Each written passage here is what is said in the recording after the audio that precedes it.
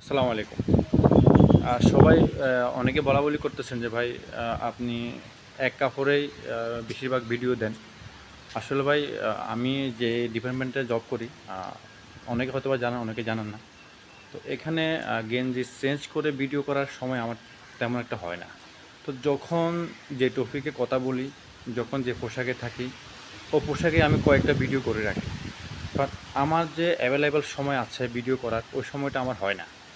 তো এইজন্য আপনারা এটা আসলে কোনো কিছু মনে করবেন না যে আমার মনে হয় আর গেঞ্জি নাই। অবশ্যই আছে।